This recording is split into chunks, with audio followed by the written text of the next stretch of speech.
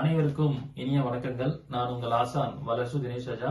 நம்ம இந்த சீரீஸ்ல அஸ்ட்ரோ நியூமராலஜி ஜோதிடத்தில் எண் கணிதம் அப்படிங்கிற தலைப்புல சில டிப்ஸ் பார்த்துட்டு இருக்கோம். பொதுவா ஒரு பெயர் வைக்கும் போது அந்த பேருக்கான சவுண்ட் அப்படின்னு ஒண்ணு இருக்கு. அதை புரோனாலஜி அப்படின்னு சொல்லுவாங்க. நம்ம அந்த பேரை எப்படி ப்ரொனவுன்ஸ் பண்றோம் அப்படிங்கறத பொறுத்து சில மாற்றங்கள் அவங்களோட லைஃப்ல நடக்கும். பொதுவா இஷ்ன்னு முடியக்கூடிய பெயர் இப்ப பாத்தீங்கன்னா SH அப்ப இஷ் அப்படின்னு முடியும். இப்ப என்னோட பேரே பாத்தீங்கன்னா தினேஷ் அப்படின்னு இருக்கும். சோ அந்த இஷ்ன்னு முடிகிற எழுத்துல எந்த மாதிரியான ஒரு அமைப்பு சம்பந்தப்படும் அப்படின்னா இஷ் அப்படிங்கிற சவுண்ட் எங்க இருந்து வரும்?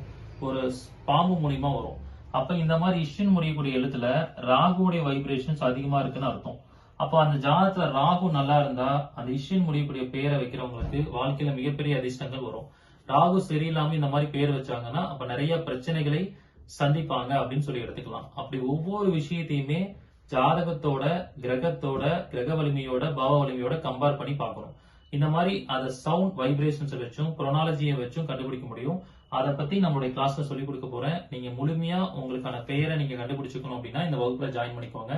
இந்த வகுப்புல ஜாயின் பண்ற எல்லாருக்குமே உங்களோட பெயர் கரெக்ஷன் நான் இலவசமா பண்ணி கொடுக்க போறேன். எத்தனை பேர் ஜாயின் பண்ணாலும் சரி, 200 பேர் ஜாயின் பண்ணாலும் அவங்களுக்கு பெயர் கரெக்ஷன் இலவசமா சொல்லி கொடுக்க போறேன். இந்த அரிய வாய்ப்பை பயன்படுத்திக்கோங்க. விருப்பம் இருக்கிறவங்க முன்பதிவு பண்ணிக்கோங்க. நன்றி, வணக்கம், வாழ்க வளமுடன்.